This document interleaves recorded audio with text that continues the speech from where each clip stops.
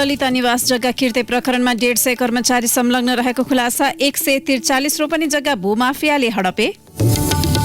अन्तर्जातीय विवाहमा दलितलाई मात्रै कानुनी पासो। ग्रामीण क्षेत्रमा 43% र शहरी क्षेत्रमा 27% महिलाको उमेर नपुग्दै विवाह। संविधान र स्थानीय तह निर्वाचन ऐनको फरक व्यवस्थाका कारण स्थानीय तहको चुनावको मितिबारे बहस। आगामी असोज 3 देखि कार्तिक 30 गतेभित्र मात्र चुनाव गर्न सकिने कानुनविदको सुझाव। ओमिक्रोन संक्रमण तीव्र बनेपछि भारतको दिल्लीमा प्रतिबन्धमा कडाई। र इङ्ग्लिस प्रिमियर लिग फुटबलको पछिल्लो खेलमा लिभरपुल लेस्टर सिटीसँग पराजित। नमस्कार, कान्तिपुर डायरीका साथमा साथी केशु र म दिवा। अब समाचार विस्तारमा। बालुवाटार स्थित ललिता निवासको सरकारी जग्गा हिनामिना प्रकरणमा संलग्न मध्ये कर्मचारी मात्रै करिब 150 जना रहेको खुलेको छ। तीमध्ये अधिकांश अवकाश पाइसकेका कर्मचारी हुन्। प्रहरीको केन्द्रीय अनुसन्धान ब्युरो सीआईबीले करिब 3 वर्ष लगाएर गरिएको अनुसन्धानमा तत्कालीन भोगाधिकारी र भूमाफियाको सेटिङ अनुसार जग्गा हडप्न किर्ते कागजात तयार पार्न 147 कर्मचारीको संलग्नता पाइएको हो। अख्तियार दुरूपयोग अनुसन्धान आयोगले 2076 माघ 22 मा 110 जनालाई कैद र बिगो जरिवाना तथा 65 जग्गा फिर्ता प्रयोजनका लागि प्रतिवादी बनाएर विशेष अदालतमा मुद्दा दायर गरेको थियो। ती 175 बाहेक थप 163 जना मुछिएको सीआईबीको अनुसन्धानमा पाइएको छ। स्रोतका अनुसार ललिता निवासको जग्गा हडप्न 2042 सालबाटै कर्मचारीले चलखेल गरेको देखिएको छ। तत्कालीन उपप्रधानमन्त्री समेत रहेका कांग्रेस नेता विजय कुमार गक्षेदार सहित 6 मन्त्रीका साथै 2 आयुक्त, 2 मुख्य सचिव, 12 सचिव र 17 जना सहसचिव सहित 150 जनाको संलग्नता र निर्णयका आधारमा जग्गा हिनाबिना भएको देखिन्छ। यस प्रकरणमा मुछिएका पूर्व मुख्य सचिव माधव घिमिरे सवारी दुर्घटनामा परि त्रिशुलीमा बेपत्ता छन्। अर्का पूर्व मुख्य सचिव लीलामणि पौडेल पनि यसमा तानिएका छन्। स्रोतका अनुसार 2042, 2049, 2060, 62, 66, 67 र 2069 सालमा भएका किर्ते र जालसाजीका आधारमा करिब 143 रोपनी जग्गा तत्कालीन भोगाधिकारी र भूमाफियाले हडाइएको देखिन्छ। त्यसमध्ये सार्वजनिक बाटोमा परेको बाहेक करिब 126 रोपनी जग्गा सरकारका नाममा फिर्ता हुन बाँकी छ। सीआईबीले टिकिन्छा गुटीका नाममा जग्गा नामसारी गरी त्यसमा नक्कली मोही खडा गर्ने कार्यमा संलग्न रहेको भन्दै बाबुराम भट्टराई नेतृत्वको तत्कालीन मन्त्री परिषद र सोही मन्त्री परिषद अन्तर्गतको सामाजिक समितिका पदाधिकारी र सचिवलाई पनि प्रतिवादी बनाउनु पर्ने निष्कर्ष यसअघि नै निकालेको थियो।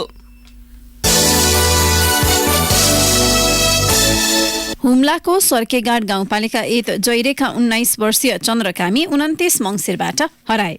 एक सातापछि सकुशल त फेला परे, तर यो घटनाले अन्तर्जातीय विवाह, बाल विवाह, विद्यमान जात व्यवस्था र कानुनी प्रणालीको विषय बहसमा ल्याएको छ। चन्द्रले 5 मङ्सिरमा मुगुको सोरु गाउँकी 17 वर्षीय किशोरीसँग भागी विवाह गरेका थिए। 3 सातापछि 29 मङ्सिरको मध्यरात किशोरीका बाबु 13 जनाको दलबलसहित चन्द्रको घरमै पुगेर किशोरीलाई फिर्ता ल्याए। लगत्तै चन्द्र घरबाटै बेपत्ता भए। सामाजिक सञ्जालमा एक थरीले यसलाई बाल विवाह र जबरजस्ती करणीको विषय मानेर किशोरीका अभिभावकप्रति ऐक्यबद्धता जनाए। अर्का थरीले जातीय विभेदलाई छुप्न बाल विवाहको विषय प्रमुख बनाइएको भन्दै दलित सम्मानको पक्षमा पैरवी गरे। बाल विवाह सामाजिक, मानवीय र कानुनी रूपमा कसुर हो भन्नेमा समाजमा अब विमति छैन, तर सजातीय बाल विवाहका घटनालाई समाजमै थामथुम पार्ने वा अभिभावकको सहमतिमा छुटाउने गरिए पनि अन्तर्जातीय विवाहलाई भने जबरजस्ती करणीको कसुरमा मुद्दा चलाउने गरिएका अनेक उदाहरण छन्। अन्तर्जातीय प्रेम विवाह गर्ने महिला 20 वर्ष माथिकै छन् भने पनि अपहरण, शरीर बन्धक र बलात्कारको मुद्दामा परिणत गर्ने गरिएको छ। अनेक उदाहरण हेर्दा पनि अन्तर्जातीय विवाहलाई अपराधीकरण गर्ने सामाजिक मनोवृत्ति बढेको देखिन्छ। तर कथित माथिल्लो जातमा भने परिवारको अगुवाईमा समाज नै साक्षी बसेर बाल विवाह गराउने चलन छ, तर अन्तर्जातीय विवाहमा किशोर, दलित र किशोरी माथिल्लो जातको भएमा बाल विवाहका अलावा जबरजस्ती करणीको मुद्दा लगाउने गरिएको छ। सामाजिक चेतनाका अभियान र कानुनी बन्देज बीच पनि नेपालमा अधिकांश बाल विवाह परिवारकै आयोजनामा हुने गरेको सरकारी अध्ययन र अनुसन्धानले पुष्टि गरिरहेका छन्। नेपाल जनसाङ्ख्यिक तथा स्वास्थ्य सर्वेक्षण 2011 अनुसार नेपालमा 20 देखि 24 वर्ष उमेर समूहका 41% महिलाको विवाह 18 वर्ष पुग्नु अगावै भएको छ। यही उमेर समूहका 11% पुरुषको विवाह 18 वर्षभन्दा कम उमेरमा भएको उल्लेख छ। नेपाल जनसाङ्ख्यिक तथा व्यवस्था स्वास्थ्य सर्वेक्षण 2016मा 11,040 घर परिवारका 12,862 महिलामा गरिएको सर्वेक्षणले 15 देखि 19 वर्षका 17% महिला किशोरी उमेरमै आमा भइसक्ने वा पहिलो बच्चा जन्माउन गर्भवती हुने गरेको उल्लेख छ। सर्वेक्षणले 25 देखि 49 वर्षका महिला मध्ये आधाको विवाह 18 वर्ष नपुग्दै भएको देखाएको छ।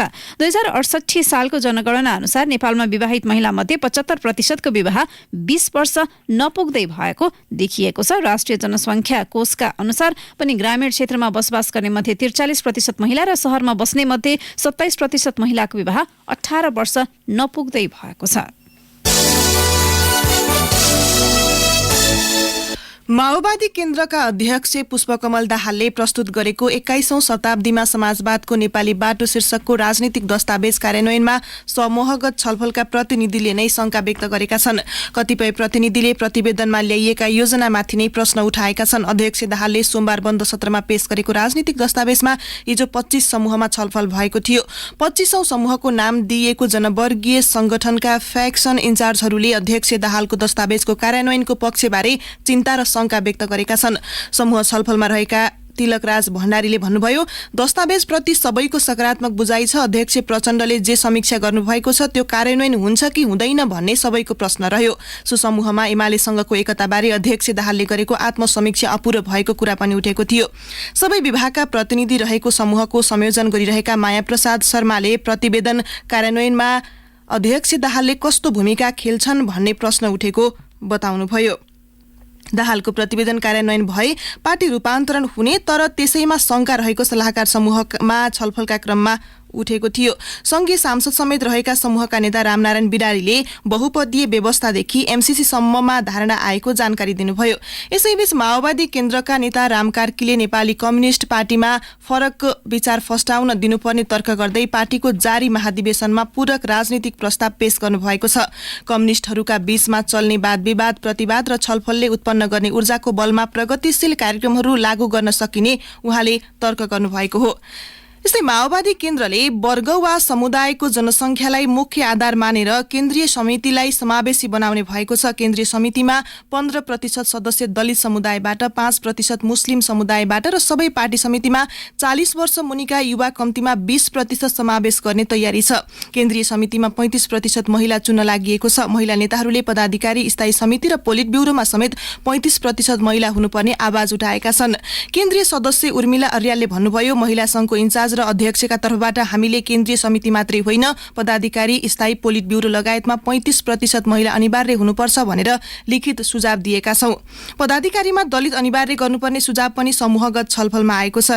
राजधानीमा जारी महाधिवेशन छलफलमा रहेको विधानमा महिला र दलित प्रतिनिधित्वको स्वरूप समावेशी चरित्रको हुने, न्यूनतम योग्यता र मापदण्ड नपुगेको अवस्थामा महिला वा दलित सदस्यहरूको स्थान खाली रहने व्यवस्था छ। कान्तिपुर डायरीमा अब ब्रेकको पालो। कान्तिपुर सविस्तार। निर्वाचन आयोगले आगामी 2079 वैशाख 14 गतेका लागि स्थानीय तहको निर्वाचन गर्न सरकार समक्ष प्रस्ताव गरेको छ। तर संविधान र स्थानीय तह निर्वाचन ऐन 2073ले गरेको फरक व्यवस्थाले पनि स्थानीय तहको चुनाव कुन मितिमा गर्दा ठिक भन्ने बारे बहस सुरु भएको छ। संविधानसँग बाजिने कानून स्वतः बदर हुने भएकाले संविधान अनुसार आगामी असोज 3 देखि कार्तिक 30 गते भित्र स्थानीय तहको चुनाव गर्न कानूनविदको सुझाव छ। दलहरूले पनि 3 तहको चुनाव एकैचोटि गर्ने वा फरक समयमा गर्ने भन्ने बारे एकमत बनाइ नसकेकाले पनि स्थानीय तहको चुनाव बारेको बहस ओझेलमा परेको छ। 2079 साल चैत्र 5 गते भित्रै 753 वटै स्थानीय तहका जनप्रतिनिधिहरूको 5 वर्षीय अवधि पूरा हुँदैछ। उनीहरूको अवधि थप्ने कुनै पनि कानूनी व्यवस्था अहिलेको मितिसम्म छैन। स्थानीय सरकार रिक्त रहने विषय कल्पना पनि गर्न सकिने विषय होइन। त्यसकारण आगामी वैशाख भित्रै निर्वाचन सम्पन्न गर्ने लक्ष्य रहेको प्रमुख निर्वाचन आयुक्त दिनेश कुमार थपलियाको भनाइ छ। आउँदो 79 सालको चैत्रको 5 गते हाम्रा 753 वटा स्थानीय तहका जनप्रतिनिधिहरूको अवधि 5 वर्ष अवधि पूरा हुँदैछ। उनीहरूको अवधि थप्ने कुनै पनि कानुनी व्यवस्था अहिलेको मितिसम्म छैन। स्थानीय सरकार रिक्त रहने विषय कल्पना पनि गर्न सकिने विषय होइन। नयाँ संविधान जारी भएपछि 31 वैशाख 2074 मा पहिलो, 14 अषाढमा दोस्रो र 2 असोजमा तेस्रो गरेर 3 चरणमा स्थानीय तहको निर्वाचन भएको थियो। स्थानीय तह निर्वाचन ऐन 2073 को दफा 4 ले चरणबद्ध रूपमा निर्वाचन गरे पनि एउटै मितिमा निर्वाचन गरेको मानिने व्यवस्था गरेको छ। त्यस हिसाबले पहिलो चरणको निर्वाचन भएको मितिले 7 दिनपछि पदावधि गणना हुँदा 2074 जेठ 6 गतेबाट देशभरका स्थानीय तहका जनप्रतिनिधिहरूको पदावधि गणना भई 5 जेठ 2079 सम्म उनीहरूको पदावधि कायम रहने देखिन्छ। जनप्रतिनिधिहरूको पदावधि थप्ने बारे अघिल्ला ऐनहरूमा जस्तो हाल व्यवस्था नभएकाले चुनावबाट जनप्रतिनिधिहरू बहाल नभई 6 जेठ 2079 देखि देशभरका स्थानीय तह जनप्रतिनिधि विहीन हुनेछन्। संविधानको धारा 215 को उपधारा 6 मा स्थानीय तहको अध्यक्ष, उपाध्यक्ष, वडा अध्यक्ष र सदस्यको पदावधि निर्वाचित भएको मितिले 5 वर्षको हुनेछ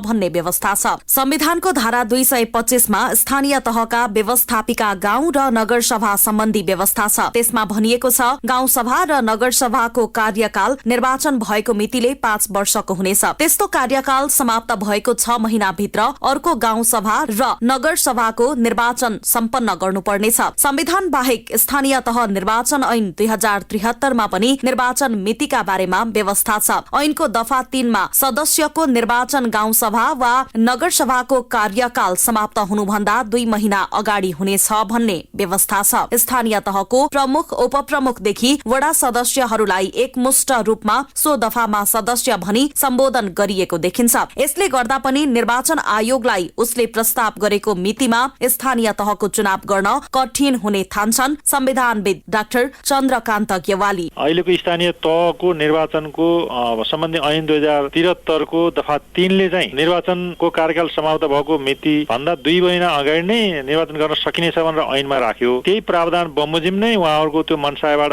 यो राख्नु भएको होला। तर स्थानीय तहको निर्वाचनको कार्यकाल भनेको 2079 साल वैशाखको 30 गते मात्र समाप्त हुन्छ। त्यसभन्दा पूर्व उसको चाहिँ निर्वाचन गरियो भने कार्यकाल समाप्त नहुँदै नै निर्वाचन गर्नुपर्ने स्थिति हुँदाखेरि संविधानसँग बाजिन्छ।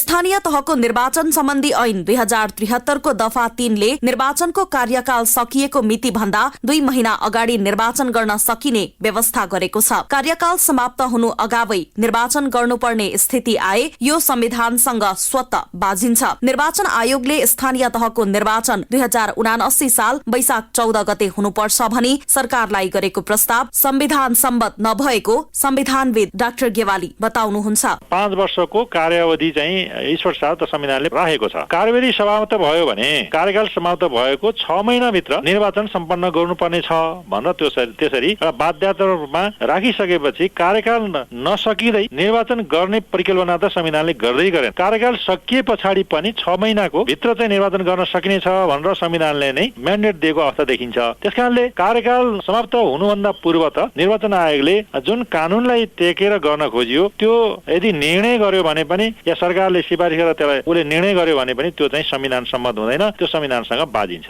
स्थानीय तहका निर्वाचित जनप्रतिनिधिहरूको पदावधि सकिएपछि कहिले निर्वाचन गर्ने भन्नेमा संविधान र ऐनको व्यवस्थामा भएको भिन्नताले पनि केही अन्यल थपेको छ। तर तीनै चरणको निर्वाचन एकैपल्ट गराउने भए 2079 साल असोज 3 गतेदेखि कार्तिक 30 गते भित्र चुनाव गराउन उत्तम हुने राय संविधानविद गेवालीको सुझाव छ। यस समयमा निर्वाचन हुने भए सबैको कार्यकाल पनि सकिने र संविधानको पनि परिपालना हुने वहाँको ठहर छ। अब 79 साल असोजको 3 देखि कार्तिकको 30 गतेसम्म चाहिँ गरियो भने संविधान सम्मत हुन्छ, सबैको कार्यकाल पनि समाप्त हुन्छ। 6 महिना भित्र गर्न सकिने भन्ने प्रोस्पेक्टिभ तरिकाले राखिएको संविधानको प्रोग्रेसिभ व्याख्या गरेर त्यो बीचमा पनि गर्न सकिने हुनाले त्यो संविधान सम्मत हुन्छ। तर कार्यकाल समाप्त भन्दा पूर्व नै निर्वाचन गर्ने भन्ने संविधानले परिकल्पना गरेन। कानूनमा लेखिएको कुरा पनि संविधानसँग बाजिन्छ। स्थानीय तहको निर्वाचनका बारेमा आयोगले आफ्नो सुझाव सरकारलाई दिए पनि दलहरू बीच चुनाव कहिले र कसरी भन्ने बारे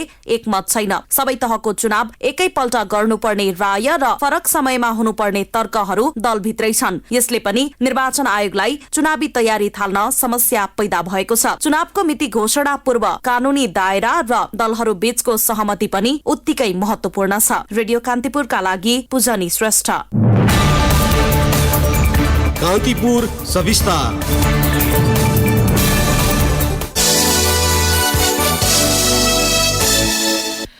निर्वाचन आयोगले प्रतिनिधि सभा निर्वाचनमा दलहरूले पाएको समानुपातिक मतका आधारमा राष्ट्रिय सभा निर्वाचनको मतपत्रमा चिन्हको प्राथमिकता निर्धारण गर्ने भएको छ।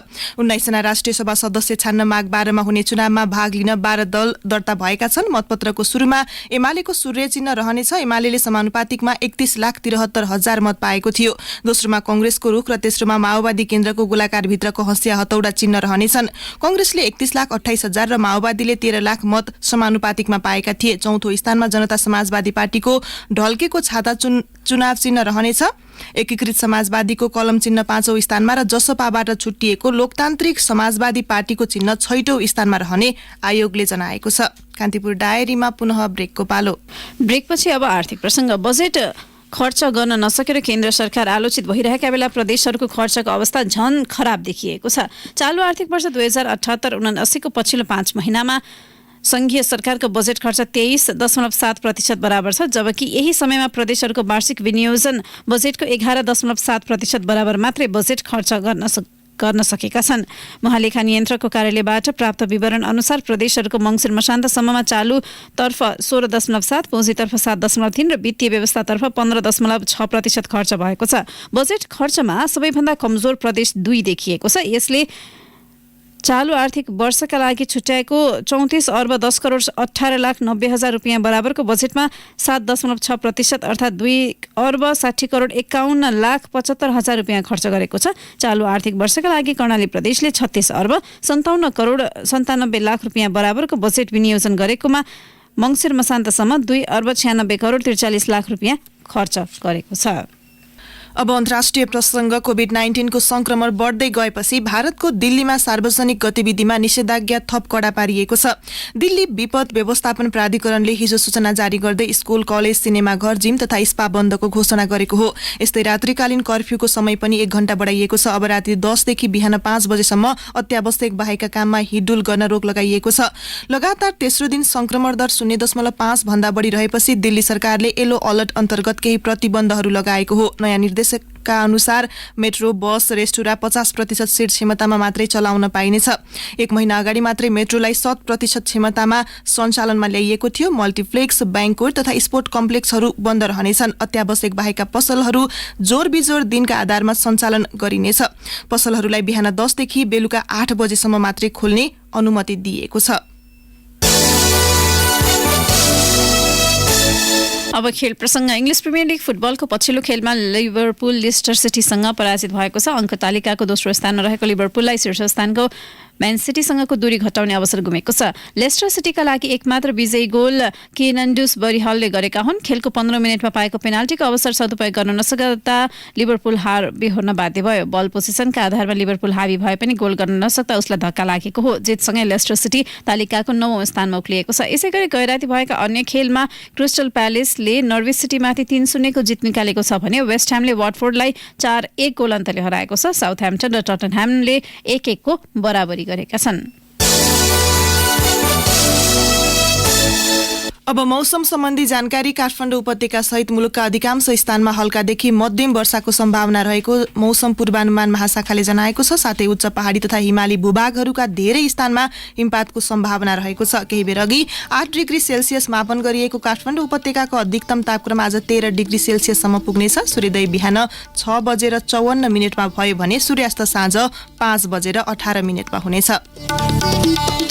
अवस्था यसका साथै कान्तिपुर डायरीको यो बुलेटिन यही सकिन्छ। साथी केशु र म दिवा बिदा माग्छौं। नमस्कार।